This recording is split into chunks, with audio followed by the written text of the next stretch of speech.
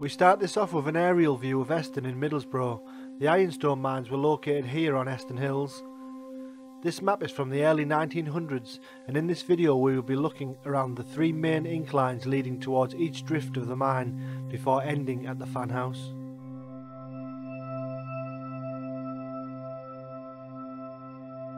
Eston Mines was the largest in Cleveland, pulling out 63 million tonnes of ironstone over a 99-year period. It was worked by two companies.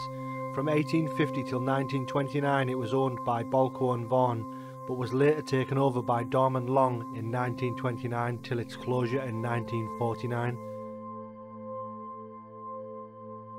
As well as the three drifts into this mine, there was also a shaft sunk into the top of the hills known as Pit Top, as seen in this photograph, but nothing is visible today. This map clearly shows the three main inclines.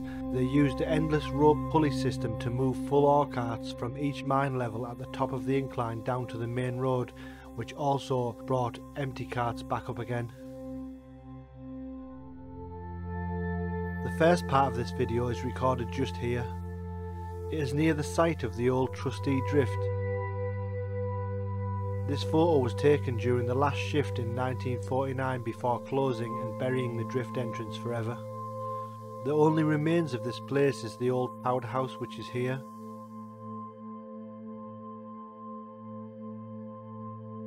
The walls surrounding the powder house are around 2 feet thick, but are now covered in graffiti, as it seems to be a popular drinking spot for the youth of the area.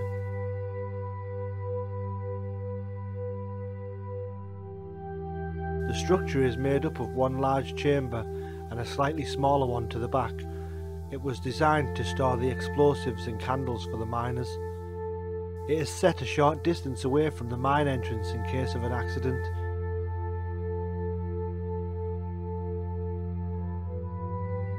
If an explosion was to occur in here, it was designed to fall in on itself to smother the flames.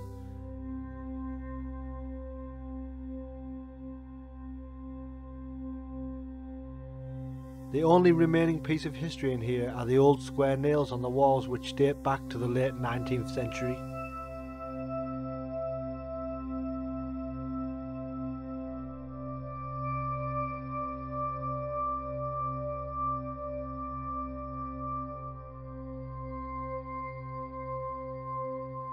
After leaving the powder house we head up towards the spoil heaps and across the top towards Old Bank Drift. This old photo of Old Bank shows the size of the carts being pulled up the incline using the rope pulley system. The track leading to the incline seems to be a popular place for thieves to get rid of stolen cars that would get stuck in the mud. On the site of Old Bank Drift there is nothing left today, just the foundations of an old haulage engine house. The site has been reclaimed by nature. After climbing back up the hill we continue heading northeast to the site of New Bank Drift. This is a photograph of the incline leading up to New Bank. You can just make out the two sets of carts in the middle of the photo, one coming down and the other heading up towards New Bank Top. This photo is looking to the northeast at New Bank Top.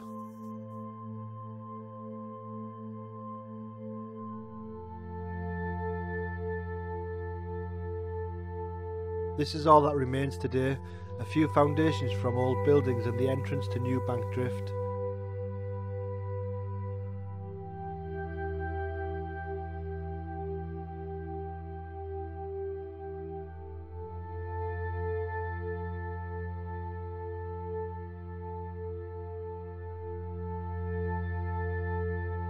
The entrance to the mine is completely sealed beyond that wall. A few bricks have been removed to give a glimpse at the beginning of the workings inside. The brick arch tunnel ends just a short way in.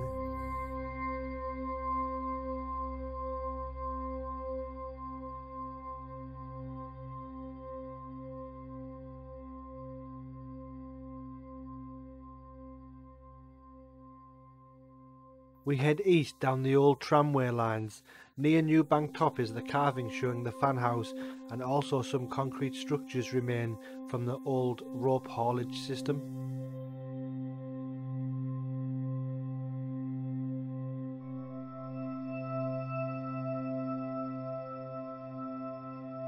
A short distance from Newbank is the foundations of a small fan house. The imprint on one of these foundations reads the Keith fan, which looks identical to the sign on the bottom fan on this old poster.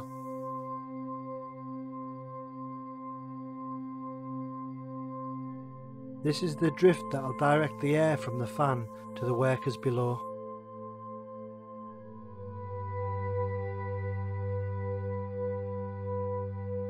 We follow the lines east towards the fan house. We pass an old bridge dating back to 1871 before ending up at the fan house site. The walkway leading towards the tunnel looks to have been raised for the tramway.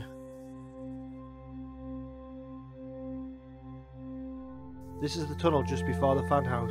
There is rumours that the indentation on the walls is from the carts going past when it was in use.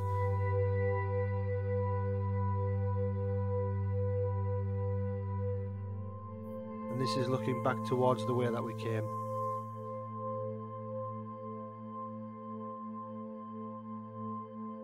This is the Guibal fan house. It was built in 1871 to ventilate the mines.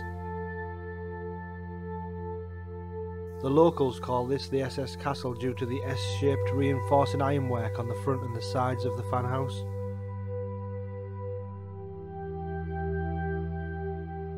There is a drift behind the fan house leading directly into the mines.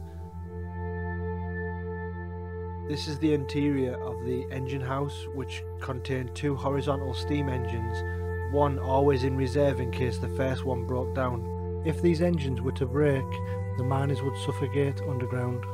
The fan for the mine was located just through the archway. Around the back of the fan house is a doorway leading directly into the drift to the mines below.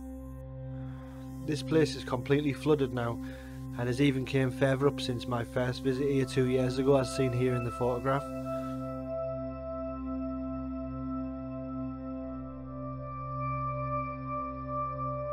There is a collapse just a short way into this tunnel, and you can just make it out as the archway bends to the left.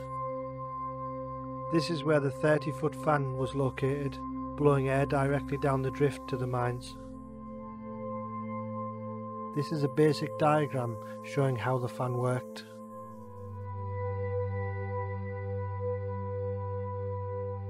If you enjoyed this video and would like to see more, please hit the subscribe button and the bell notification to be notified of any uploads. I hope to get out soon for more underground adventures, so thanks for watching and stay safe.